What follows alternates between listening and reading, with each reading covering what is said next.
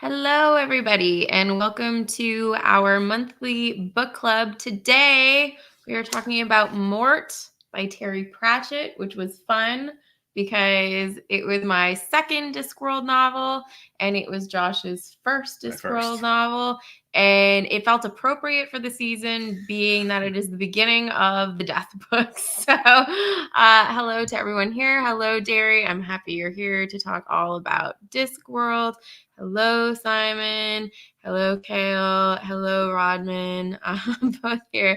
Yes. Hello again, Derry. So we typically start in the beginning with our rating. Yes. So happy that you're visiting Discworld finally.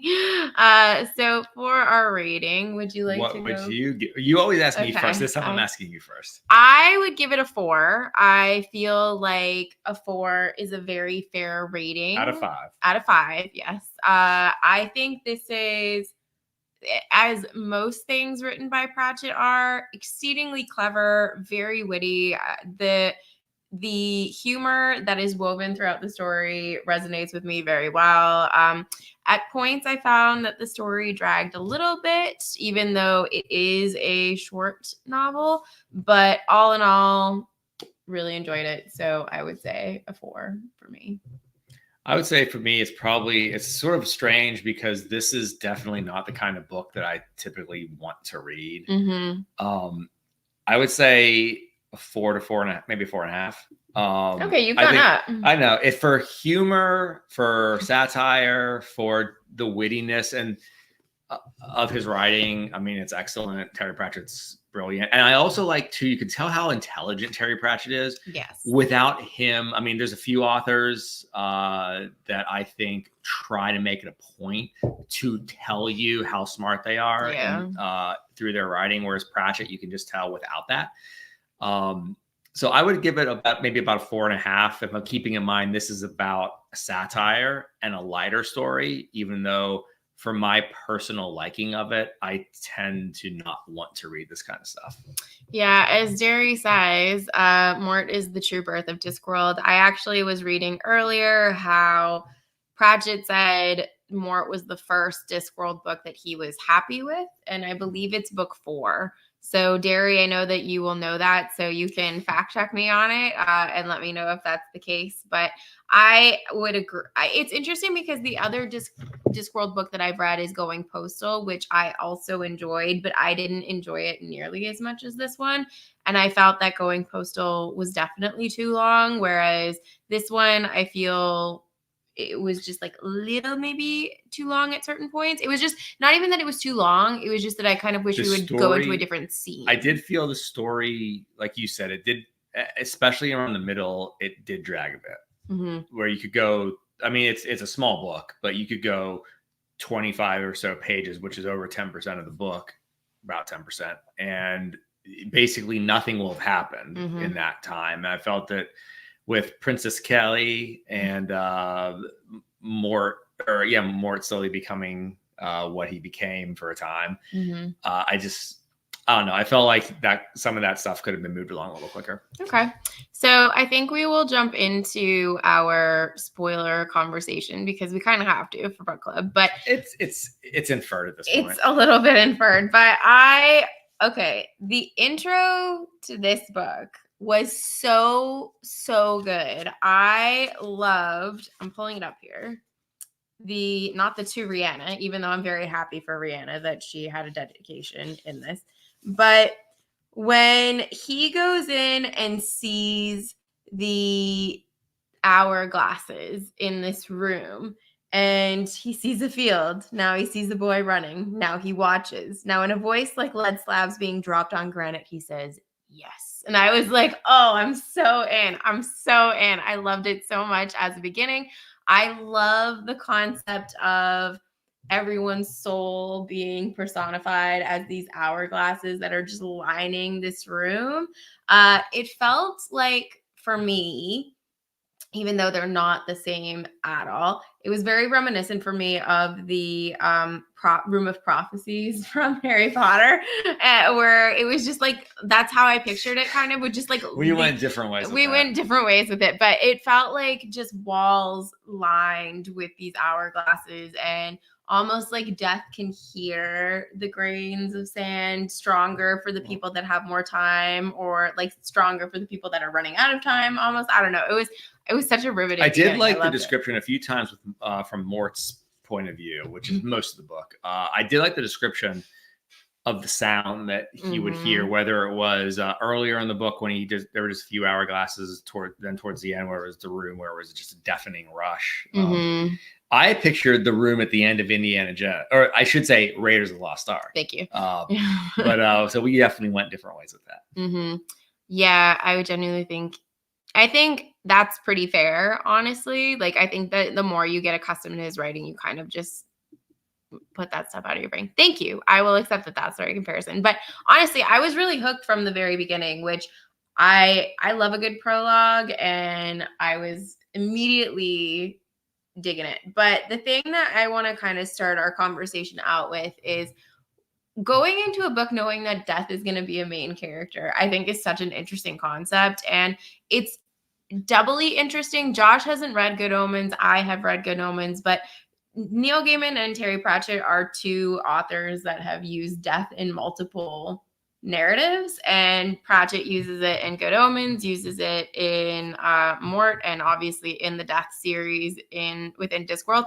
One of the things that I find really funny, and just like, of course, a little Pratchett-ism, and that he's keeping up with, continuity, is how Blinky is a white horse and death comes riding in on a pale horse in the Four Horsemen of the Apocalypse and all that kind of stuff. So I liked that we had little consistencies like that. But what did you think of reading a book with death as a character? And what did you think of the introduction of death as a character? I liked in the middle of the book when death is he's on vacation in essence, and he's trying to have some experiences, and he has no emotion whatsoever, really no point of reference for a lot of it. I did get a kick out of that. When he was in the one job interview and he had absolutely no skills except he's decent with farm implements. Yeah, exactly. I thought that was really good. The thing, and I think Derry is correct here. I always tell people not to expect a lot of death as a character. He's never the A-plot, which is very true, honestly. But he's such a phenomenal foil because he's not human, right? And like his wanting to experience being human and choosing the worst things about humanity, I thought was so funny, with going gambling and trying to get drunk. It was like 46 drinks or something he said that he had, but he wasn't feeling drunk yet. I thought it was just so good. I did a video well over a year ago. It was one of my earlier videos on my channel about death as a character in fantasy, and I talked a little bit how Pratchett uses him multiple times. But this is arguably one of my favorite deaths. The other death that I love so very much is from Sandman, but this death is definitely up there for me. Even though he's not our main character, I love him very, very much. But our main character is Mortimer. That boy, Mort, which I also really enjoyed. But I thought the beginning of Mort's story was like, it was just everything I would picture for a kid that's different, where it's like, and their parents don't know what to do with them, and the family's like, just get them into trade school. Like, get them into trade school. That's kind of how I was picturing it. And his dad's like, we'll get you a trade. It'll be fine. But the conversation between the dad and the uncle, I thought was really funny. What did you think? I just thought it was funny that he got a trade school, and he did. Turned out to be a very interesting one. Yeah, I love that. Yeah, exactly. I love how death is presented. I think he's great. I'm super excited to carry on with the death books. There you go. Yeah, that's pretty incredible. Yeah, there's no escaping death. The drunk part, please come again. Yeah, I loved the dynamic between Death and pretty much anyone he spoke to, who obviously humans didn't really know who he was except Mort, and that kind of added to the humor of the whole thing. What did you think? So I thought it was very interesting of both a an item in the story, but also just the idea separate from the story that people can't fathom death. So when they see him or when they see someone who's supposed to be dead, they just their brain doesn't it doesn't process, and they can talk to him, but then they just forget about it. I think it's a really good concept. I mean, I can't remember the ancient philosopher who said it, which I have to rescind my classicist card, but when death is, I am not, when I am, death is not, basically. And it's the idea that like you can't really process death because you can never, the two can't coexist. So I mean, you can process the idea of loss when it's sort of something is removed from you, but like the idea that you are supposed to be looking death in the face quite literally was a concept that I thought was really interesting. And obviously that is really personified with Kelly, where she is supposed to be dead and she's having this existential crisis of like, why are they flying the flags down? Like, why are they eating these foods that they're not supposed to be eating? Why are, like, what is happening here? But I thought it was a really interesting idea that like only certain people can see death. And I feel like I think it's a good way of showing that Mort is different. I mean, we see him in the beginning of the book kind of staring up at the sky, and like the uncle and father are looking at him going, we don't get it. We don't get it. And then we see this little boy who's like, okay, I can see death and I can commune with death. And I don't know. I liked it. What did you think? Of the same thing. You asked me the question, but you didn't answer what you thought about. I thought it was, I just think it was interesting. It's sort of, I think it's applicable beyond the book itself. I agree. Death is great. Mort was less interesting a character to me. He was a damn teenage by a lot, but I think that's part of it. Yeah, I would agree. I mean, I feel like Mort is that kind of quintessential. I couldn't really peg an age for him, honestly, which is one of the things that I found a little confronting in the sense that like obviously at the end of the book he gets married and he's old enough to get married, but I didn't really know age-wise where I wanted to picture him as place like 17 maybe. Yeah. I feel like his father was disappointed enough that it's not like Mort was 11. Like he's like, why doesn't this kid have a job yet? Yeah, exactly. Hi Evie. Yes, we loved Mort. The most chilling description I ever read. He was no longer walking. He was talking. That's a great description. Yeah. One of the things I want to talk to you about though is just what it was like for you to read a satirical fantasy. What was that experience like for you? I'm glad it was Pratchett because I don't feel that there's a better author to read that kind of, because like I said, it's not my cup of tea. But he's so good that, I mean, he, whether it's the bigger ideas, the story, or even like which was just mentioned a few minutes ago about the line about the bartender saying you're welcome back anytime, or the last page when he gives Mort the pearl, and there's a line where he says, you know, he tells him what it is, and he says it's a present and a future. And it's just like little lines like that I just absolutely ate up. And it just proves what a good writer he is. Having said that, had I read a satirical book, a lighter, more humorous book that was written by a lesser author, I'm sure I would not have finished it because it's just not my cup of tea. So I'm glad I read Pratchett because he's an awesome writer. Yeah. I love Mort as a character, Evie says. His awkward curiosity of the world being so different from what his family. I agree. This is kind of what I was saying. Exactly. Sir Terry is exactly who you want reflecting satire. Exactly. He is quoted as saying, it's only satire if you're hitting up. If you're hitting down, it's bullying. I would agree with that. I actually wrote down a couple of things that he wove into the story that I really enjoyed, which are, of course, references to other things. I laughed out loud with is this the face that launched 1,000 ships and burned the topless towers of Pseudopolis, wondered Death. I thought that was so funny because for people that don't know, this is, of course, a reference to Helen of Troy with Christopher Marlowe. Is this the face that launched 1,000 ships, which is this famous quote, of course. And his little dig at Sleeping Beauty when too many young women leap into the arms of the first man who wakes them up after 100 years sleep, which I thought was so funny.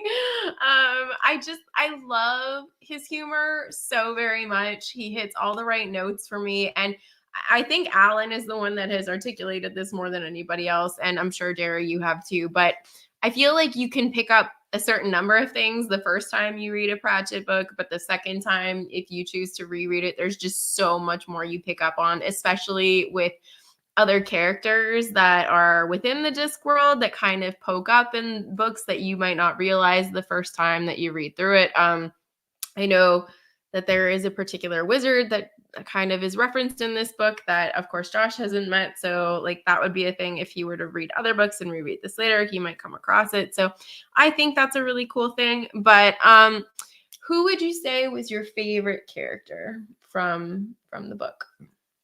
I'd say probably Cutwell. Just because I loved when he was tasked with being the royal rememberer, I think it was, or something like that. Mm-hmm. Where his solution was to just have people running around yelling her name and hanging up portraits all over the place and stuff like that.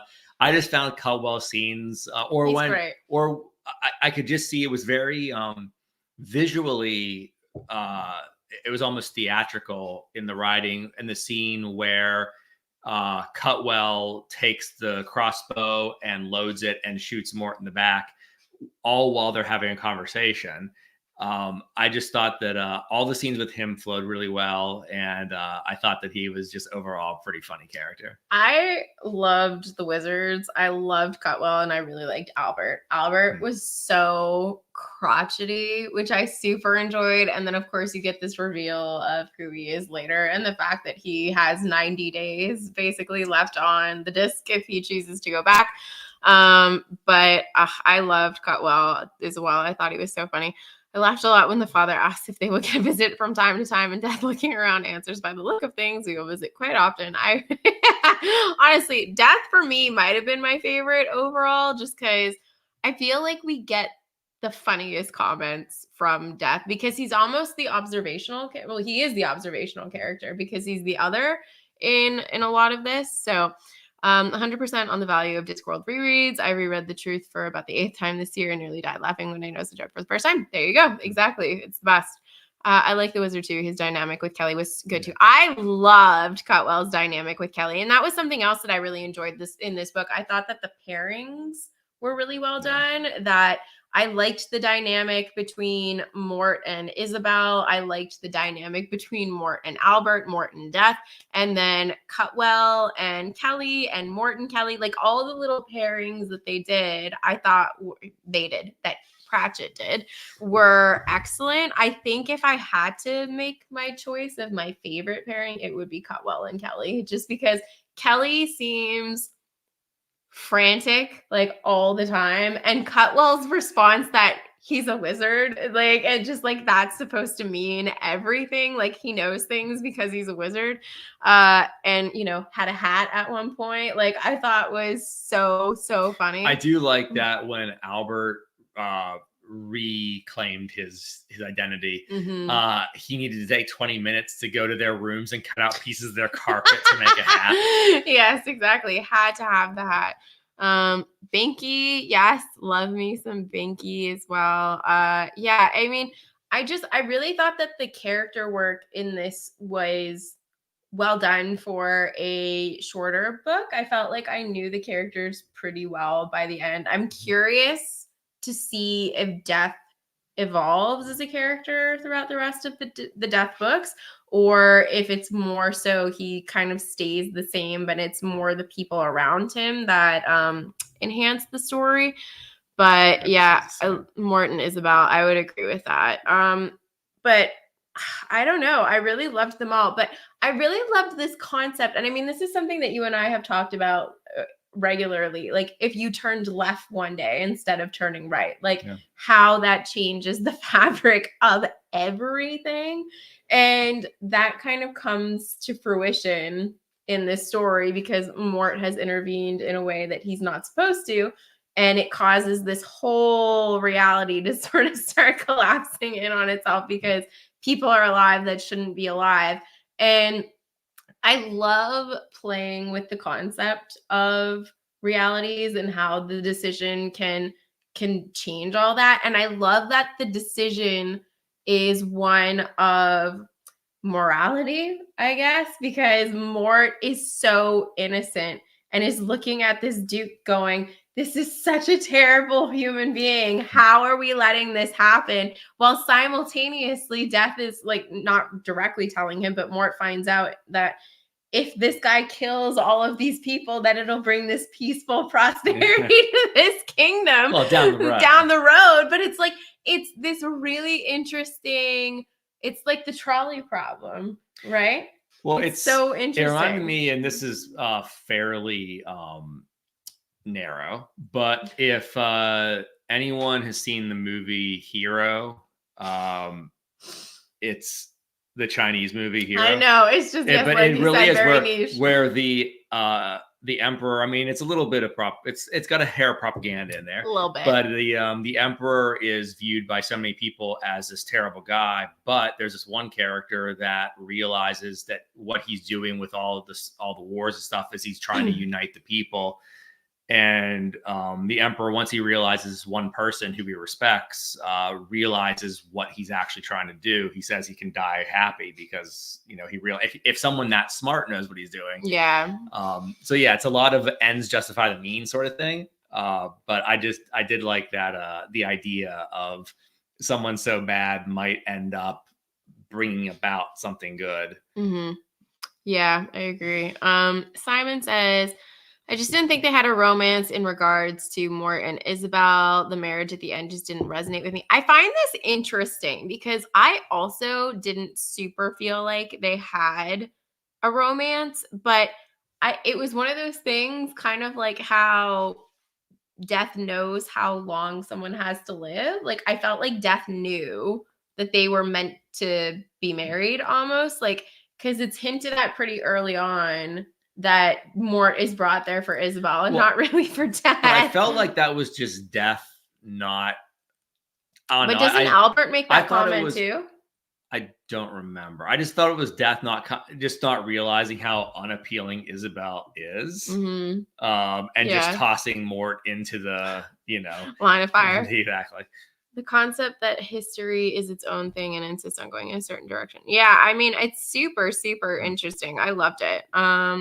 Our own history shows that individuals who aren't nice or good can have hugely. Yeah, I mean, and that's exactly it, which I thought was so interesting because it really does come down to that morality complex problem where you look at it and you go, can I remove this one person and what are the ramifications of doing that? Are they more positive than, terrible, or what is the chain reaction from that one decision of changing something? So I like that he played with that. I always like seeing an alternate reality timeline thing that can be pulled off correctly. And I feel like Sir Terry Pratchett did pull it off correctly. And that's the main thing. The relationship between Morton, it does come a little bit out of nowhere. I would agree. I just in my head thought that they were just sort of together out of convenience, more so than together out of romantic desire. I don't know. I mean, but because of just how they come together, there was just a complete lack of that before. Yeah. And of course, how do you get all these coins in pairs? Yes, exactly. All the coins. The Isabel Mort relationship seeming off is completely deliberate because they're the trope. Yeah, the apprentice marrying the daughter of the master. Yeah, I agree. That's kind of how it felt for me. But how did you feel about the representation of the afterlife in this book and that people's afterlife is what they thought it would be? Was it what they thought, or was that sort of like they don't know what it is, but maybe it's what those people thought. My understanding, Derry, fact check me, is that Death says to Mort, people's afterlife is specific to the individual and it's what they think it will be. So, and then Mort says that seems really unfair. I guess, because that one concubine was. Exactly. But Mort says that that's really unfair if someone who's a terrible person feels that they're going to have this really great afterlife, that they do have one. Like there's no justice in that type thing. Sure, so, what did you think of that whole concept? I thought it was interesting, and it would be an inherently flawed system if that was the case. But alas, it's not like if we have an inherently flawed system during life, then what's to say that all of a sudden death has to correct everything?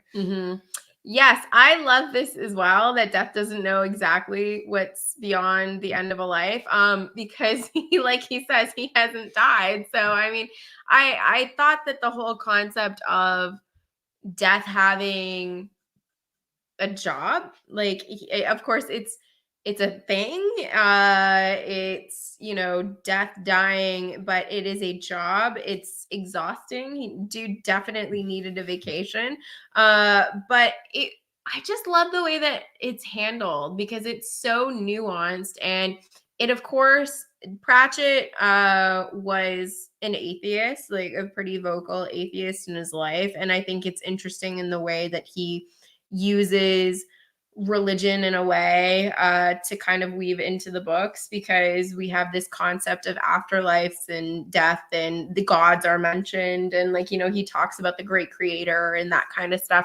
So I find it really interesting when you have someone who in their own personal life is so anti that, who then creates an idea that can kind of go in the opposite direction, all the while playing with those questions of morality, of what happens to a good person, what happens to a bad person, and how death is rather ambivalent in many ways to the person themselves. And Mort, who is of course human, is consumed by that and just struggles to grapple with the idea that someone who is a bad person could go on to have a conceivably good afterlife. But then again, he plays along with the conception of what is a good person, because if you look at the Duke, it's like he is a terrible person because he's killing all these people, but he brings about a period of peace and stability and all that kind of stuff. So it's like, is he bad? Like, so there's that, it's the scale, and it's interesting, and I like it. But it's Terry Pratchett, he's just brilliant.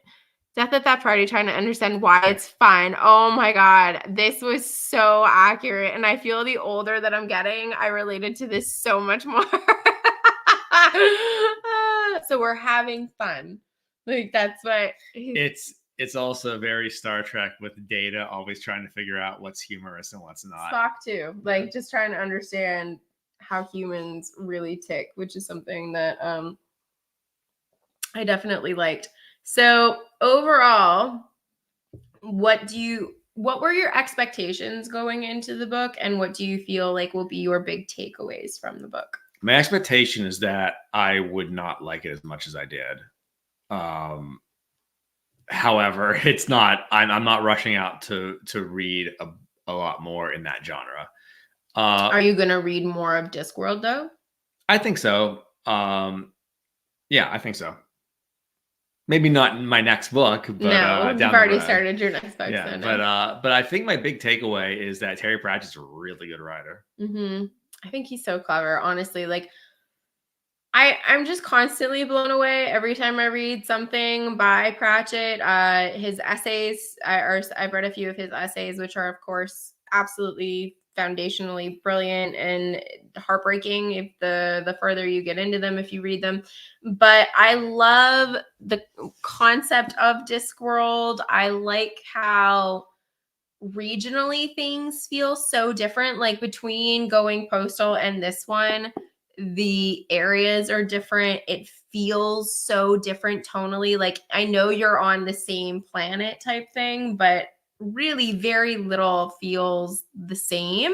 So I don't know. I love how he's created an entire world. He's created these groupings within this world, and I feel like he makes me question all the things, which is something that I do appreciate. wish that Pratchett had tried his hand at a novel or a series of what we would consider more typical fantasy, not satirical, but epic fantasy, high fantasy, dark, whatever you want to call it.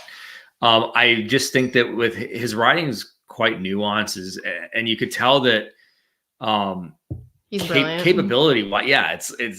I just would have been very interested to read his take on a more typical fantasy novel. Yeah. So Derry, good thing you asked, because we went to England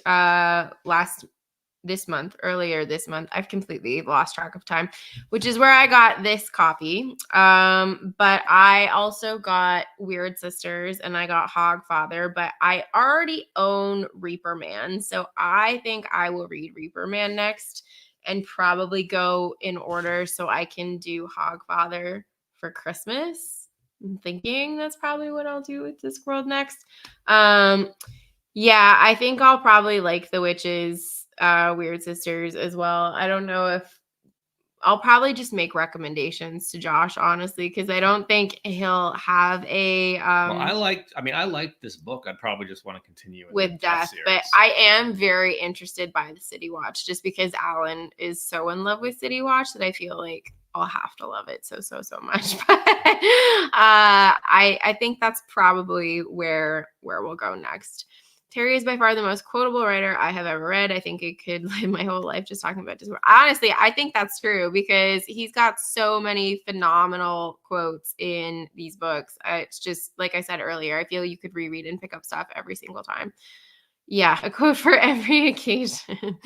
I read once that Terry always wanted to write a Warhammer novel. That would have been an experience. I would love that. That's a smart idea to continue and get Hogfather in at Christmas. I'm excited for Weird Sisters. Honestly, I'm excited.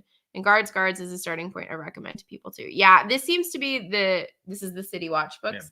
Yeah. The most common one I feel that I see overall. So honestly, like I feel like there's not tons to say about this book in the way that like we have longer discussions about things like The Grace of Kings because it's just like a massive novel and stuff. But I think what is so beautifully done about this is that it is a short novel. It gets across what he wants it to get across.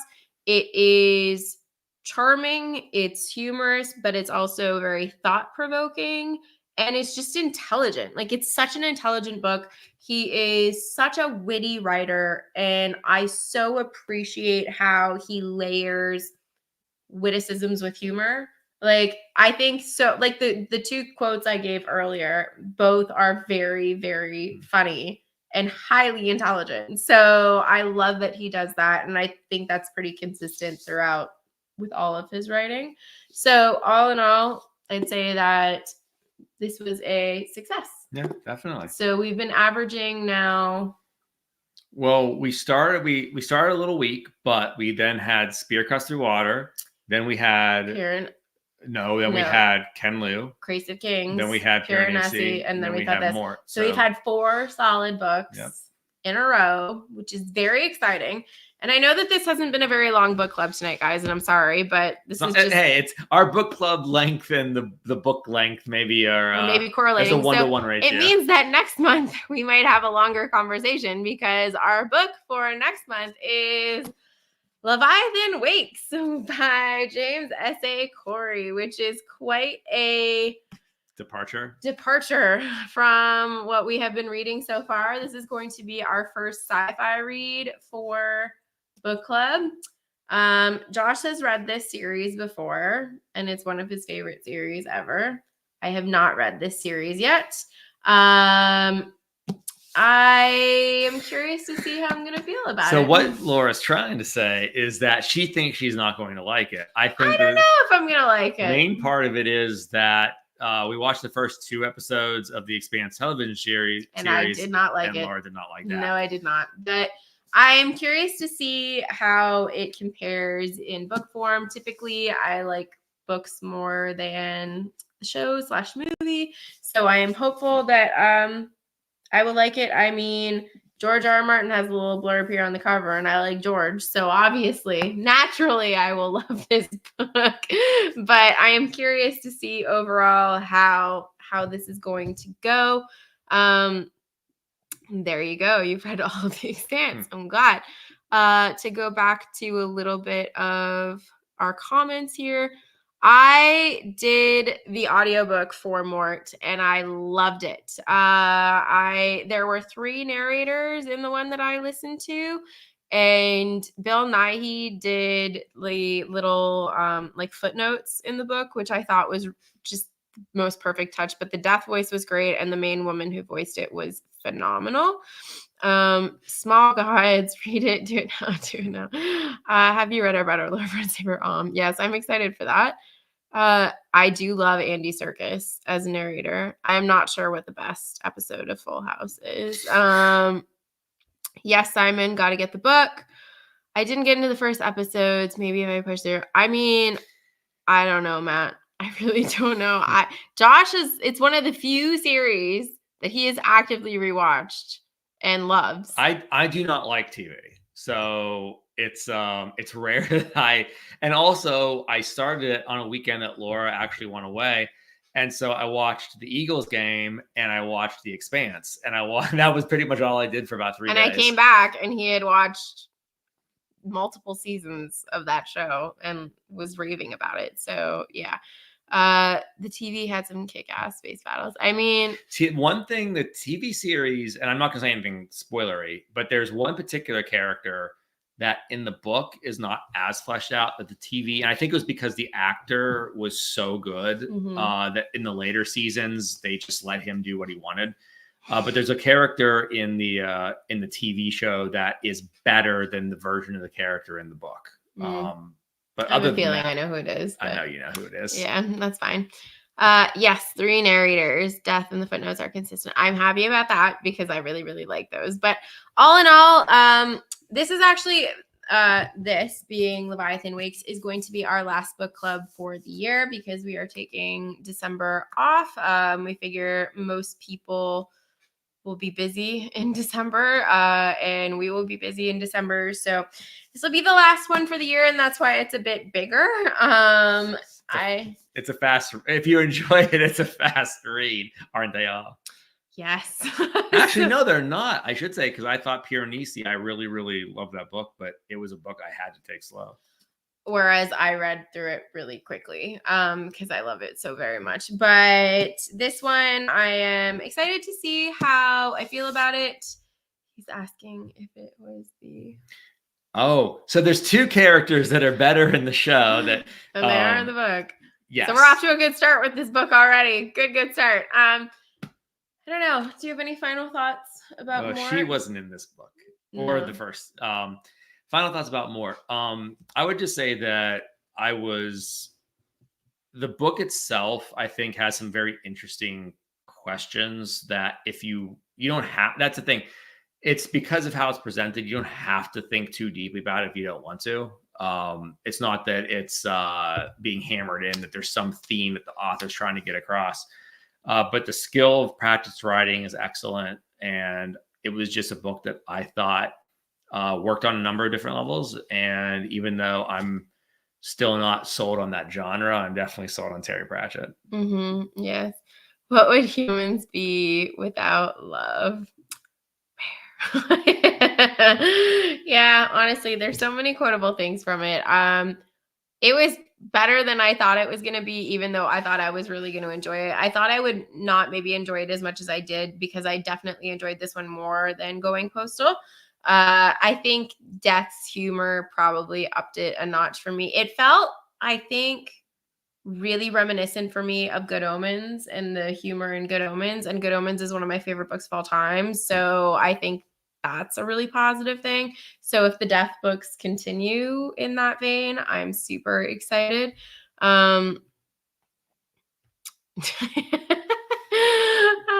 There's so many good things in Discworld. So yeah, I'm excited to carry on with the Death books and also now start collecting the hardcover editions because I don't like the new tiny paperbacks that we have, which Josh was telling me earlier that he likes. Well, I just like the art.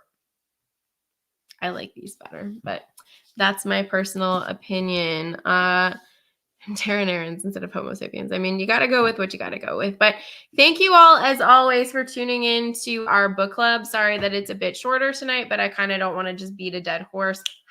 If we're going to be here for a while. But needless to say, we enjoyed Mort. We are very happy to have read it. I'm happy that you've now read a Terry Pratchett book, so you know what I mean, and a satirical fantasy that was well received.